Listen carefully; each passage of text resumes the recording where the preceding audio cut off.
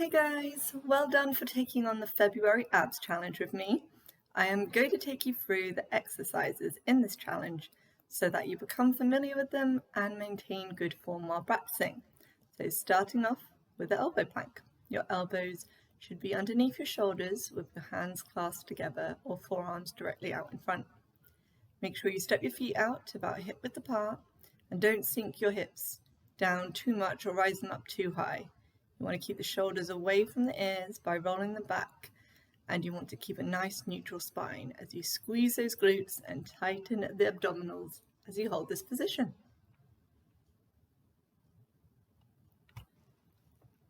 Moving on to side plank, your elbows should be directly under your shoulder again. As you raise your hips and extend your legs out, feet together, ensuring your body is in a straight line from the head to the feet. Then hold your top arm behind your head and bend the top leg as you raise it to meet the same elbow, while keeping your body stable and in a straight line. For a modification, bend the bottom leg and come down onto the knee, still making sure that you're keeping your body in a straight line when you do this exercise.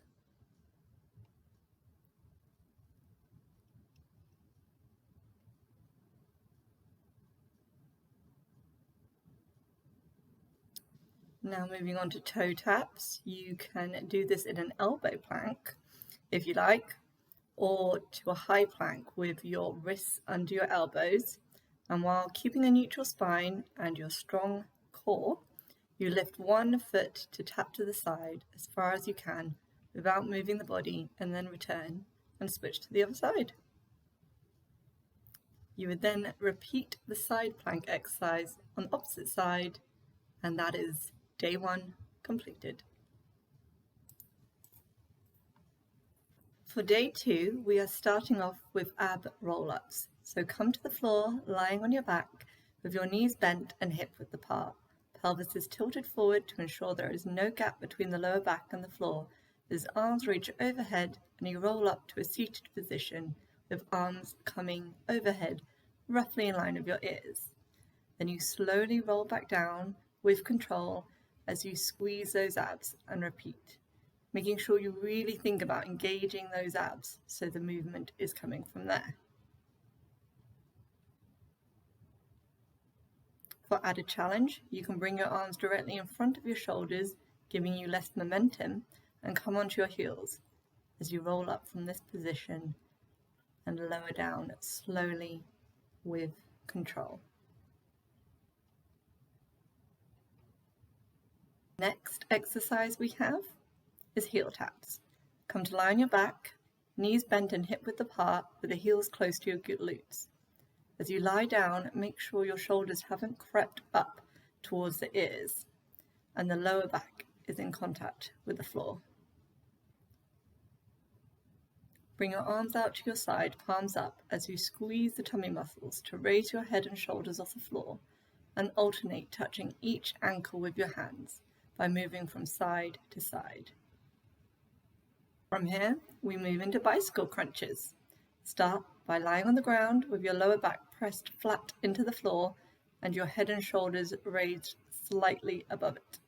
Place your hands lightly on the sides of your head or just behind it, being careful not to yank on your head here. One knee should be bent towards your chest and the other one extended out and off the ground. As you twist through your core, the opposite arm comes towards the raised knee. The elbow doesn't need to touch the knee, as your elbow should stay in the same position throughout this exercise. Just focus on the movement coming from your core, which brings the arm and knee closer towards one another. Then the last exercise of day 2 is toe reaches. Still lying on your back, lift your legs up over your hips and either point or flex the feet. Ensure your lower back is pressed flat into the floor as you engage your abs and lift the head and shoulders off the floor, hands reaching towards the toes, shoulders away from the ears, chin tucked towards the chest as you return to the tips of your shoulders on the ground and repeat with those hands reaching towards those feet. Day 3. First exercise is reverse crunches. So come to the ground, Make sure your shoulders are away from your ears and your pelvis is tilted forward, so lower back is pressing into the mat. And make sure there's no gap between the lower back and the floor. Bring your knees roughly over hips, bend them to roughly a 90-degree angle. Hands can brace the ground as you squeeze your abs, and that's what lifts your hips and brings your knees towards your head. Keep your chin tucked into the chest to protect the neck. And try not to push too much into your hands here. Really let the movement come from the abs. You don't have to lift your hips too high. Next exercise we're doing is alternating leg lifts. So remain lying on your back, legs come over your hips, and you can brace the floor as you bring one leg down and the other, really squeezing your abs. If this hurts your lower back, lift your hips up and place your hands just under the hips to help protect the lower back and keep making sure the shoulders are away from the ears. And alternate one leg at a time. Really think about contracting those abs as you lift the leg. So do this slowly and with control. Next exercise we have is bent knee toe taps. You want your knees roughly over your hips. However, like me, you have a small torso and your lower back comes off the ground. Bring your knees slightly more in towards your chest. And here you're going to alternate one toe touching the ground at a time. Again, really make sure that lower back is in contact with the mat, pressing down. Next exercise we have is flutter kicks. Again, depending on your anatomy, this can be hard to keep your legs really low. So you can, again, lift your hips up and place your hands under to make sure your lower back is staying pressed into the mat.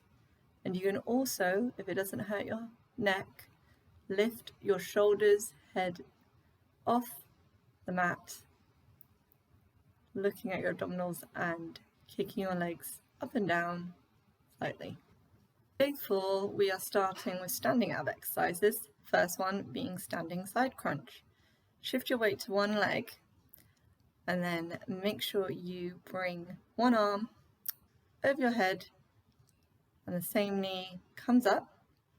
As that elbow crunches towards that knee, movement is coming from the abdominals. So if I show you from the side, I've got a straight back, reaching to the side, squeezing the abdominals. I am not leaning forward. It's very easy to want to lean forward. Don't do that. Next one, tailbone tucked under, shoulders away. We're doing knee drives. So your knees are coming to about hip height. And then arms come overhead, fingers interlace as you bring each hand towards the lifted knee. Again, to make sure this comes from your abs, keep a straight spine, pelvis really tilted forward, and the movement's coming from your abs. Don't forget to repeat the standing side crunches on the opposite side as well. Last standing exercise, we have pike kicks. So flat back, you don't want to be swinging your legs here again. Movement is coming from the abdominals, toes pointed up, bring one leg up and then the other. Arms will come overhead, straight back. You reach those fingertips towards the toe of the lifted leg.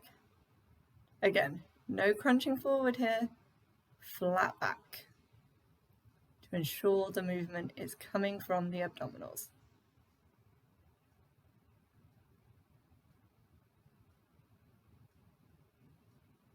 Well done. Day 5.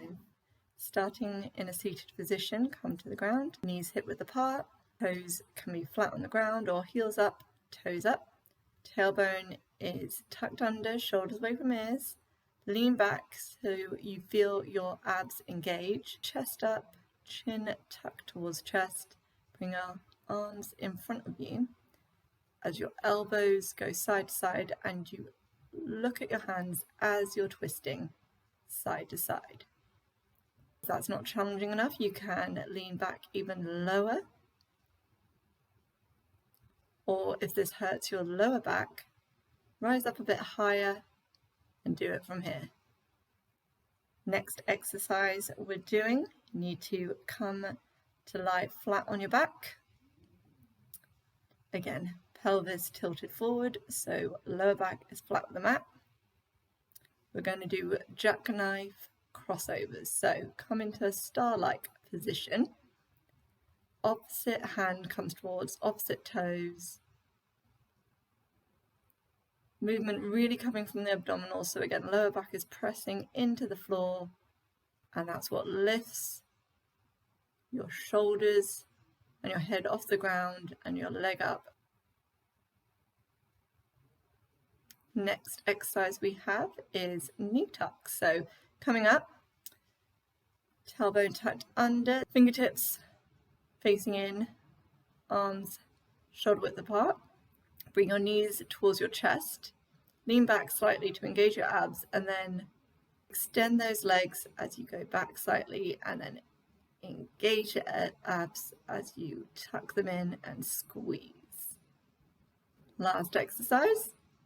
Moving on to, you come to lie on your back again, ensuring your lower back is pressed into the floor, shoulders away from the ears. We're doing dead bugs. So knees come roughly over hips or slightly in, closer to your chest in case your lower back comes off the ground. Arms come shoulder height, shoulders away from the ears, and one arm and leg drop down as you squeeze the abs, as you control lowering the movement and squeeze to bring them back up to the middle. And those are the exercises done. Well done, guys. I hope these exercises helped, and good luck completing the challenge.